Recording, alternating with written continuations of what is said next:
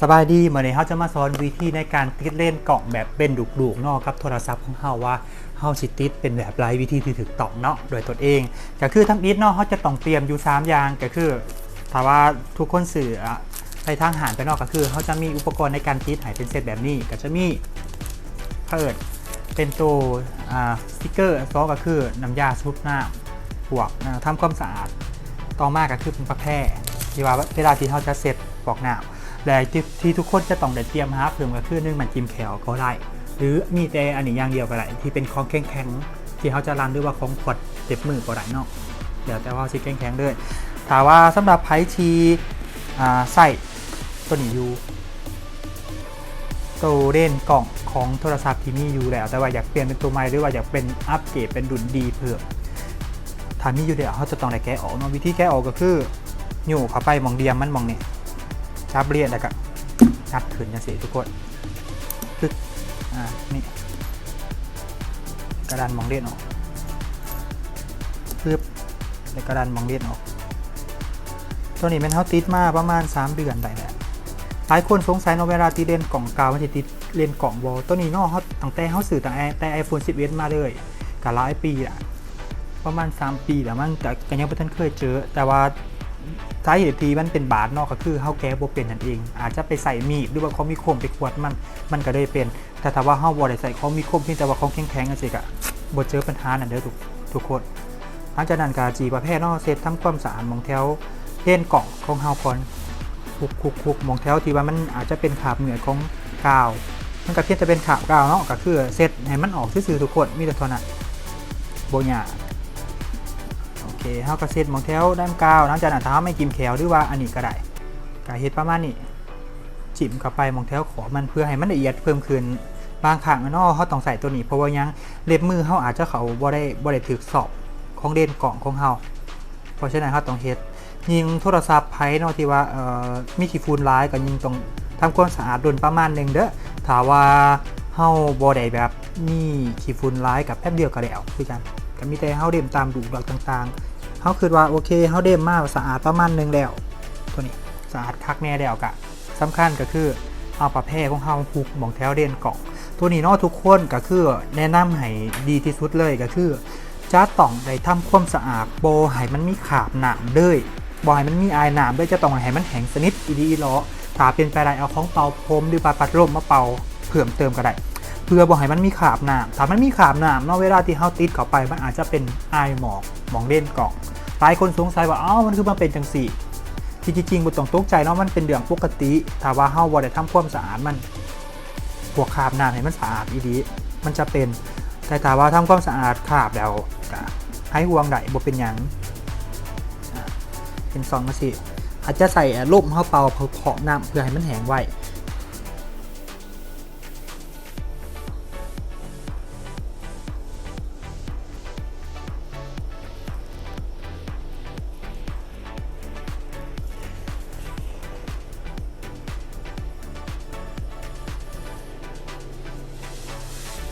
โอเคหลังจากที่เราทำความสะอาดขาบพวกหน้ามันออกต่างๆไว้ด้านนอกอะต่อมาก็คือจีสติ๊กเกอร์เล่มมองเล่นก่อนหลังจากนั้นก็เล่มตามขอบมองแถวขอบเลียนดอบทำอีท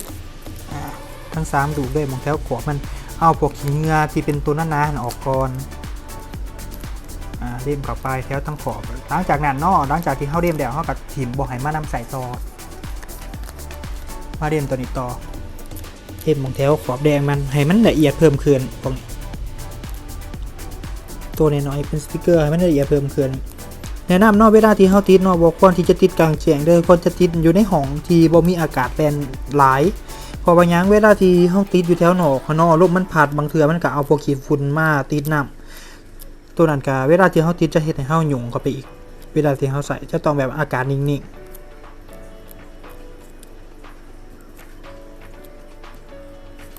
เวลาโคมเนาะบ่ให้โคมแห้งโคมประมาณ1 3เล่มปีฝุ่นถ้าโคมแห้งเนาะ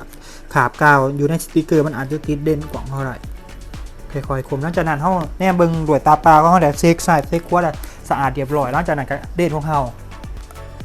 โอเคหลังจากนั้นเนาะก็คือเด่นกล่องของเฮาแกะออกมาดุนได้ก็แล้วแต่เนาะที่เป็นลักษณะทรงดูปึ๊บ เอามาแกะออกมาปื๊บเด่นนะสิมันจะมีมองอันนี้น้อยเข้าครึ่งเด่นแล้วเข้าฟาวจีพวกให้จีกสาเนาะให้ฟาวจีแต่ว่าเวลาจีบิดน้อยหนึ่งบิดประมาณนี้บิดปื๊บน้อยหนึ่งแต่ครับโป่งเลยเรื่อยแต่ว่าตอนนี้นอกแน่ให้มันซื้อว่าท่านคว่ำบกควรที่จะบีบลงบาดเดียวด้วยปล่อยไว้ก่อนสร้างมันได้หอซ้ำดูเพราะว่าตอนนี้นอกเขาบกควรที่จะปล่อยให้มันป้าไปโดนเพราะว่านักกีฬามันโต๊กใส่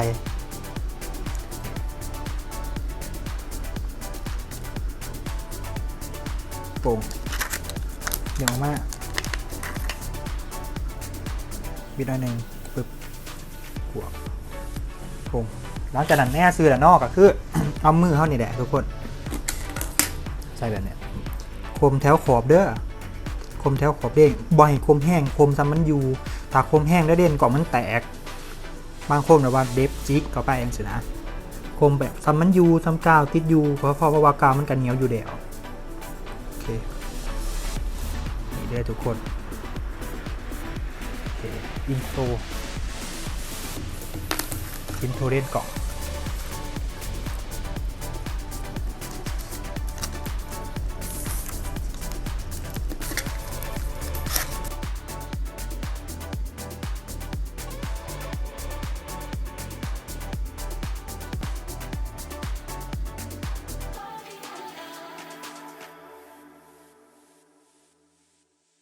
เขามาเสกเล่นกล่องเมืองง่ายๆเนาะทุกคนก็คือเขามาเล่นกล่องเขาเลยปึ๊บเขามามองกล่องเบิ่งว่ามันสีโอเคบอสวยงามบอเล่นกล่องเล่นธรรมดาทั่วไปเนาะเบอร์ซัดบอทุกคนคือจะเห็นเลยเช็คมองต่างๆเนาะว่ามันมีพวกเพิดมิดดำๆบอถ้าที่ทุกคนเฮ็ดตามกรณีเขาเนี่ยเนาะทิศง่ายแห้งแล้วก็บอมีตำหนิเลยซูมต่อไปตัวนี้ทุกคนบอเห็นเลยบอมีอย่างปกติถ่ายสวยงามอันนี้เลยขอบใจจ้าสำหรับคลิปนี้